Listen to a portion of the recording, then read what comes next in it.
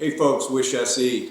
I'm up here today. I had the opportunity to interview a friend and fellow instructor, Cruz. And so what we're going to do in this series is provide you guys 3 or 4 different videos, and we're just going to pick Greg's mind about several different things. So what I'd like to do is start off just by introducing Greg. Hey Seth. Good to see you. You too.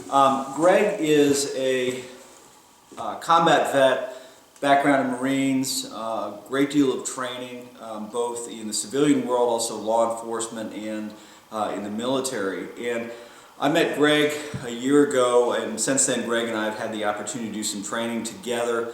I've invited him in to do some training with some of the classes we do. But what I wanted you guys to do is have the opportunity today to meet Greg and hear a little bit about his background. Greg's company is called Interactive Gunfighting. And what I thought we'd do, Greg, is maybe you can just walk me through a little bit about your background in terms of what, how you got into this thing and really where you started. I know you've got military background. Maybe you can just talk to us a little bit about kind of where that evolved. Absolutely, be happy to. So recently retired from the military with 19 plus years.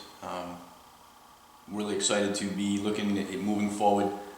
So I started off in the Marine Corps in the early 80s. Everything I did was in the infantry. I was with 2nd Battalion, 8th Marines. Most of the time left there and went to State Platoon as a sniper.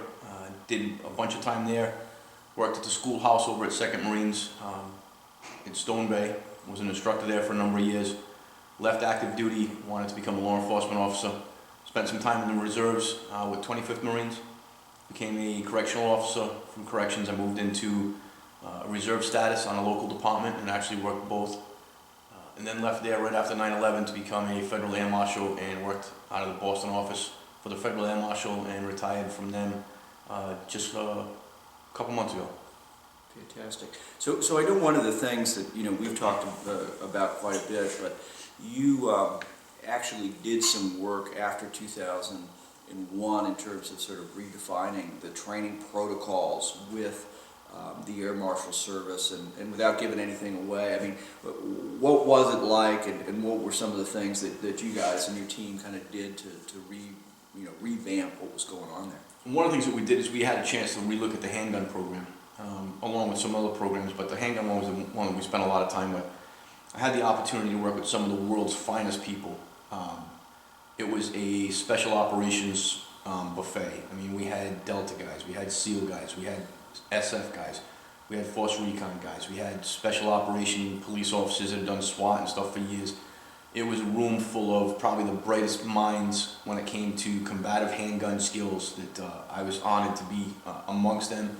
And we revamped the way the program was to be A to Z, from how it was going to be implemented to what they were going to be doing, what the training was going to be, how often the training, what amount of ammo they were going to fire. We really went through it soup to nuts. We had a lot of latitude to be able to do that and implement some really good changes. Unfortunately, not everything stayed, but for the time that it was there, it really made the guys the best shooters in the federal law enforcement community, probably in any law enforcement community. We'd put our shooters against anybody. They were that good. Awesome, fantastic.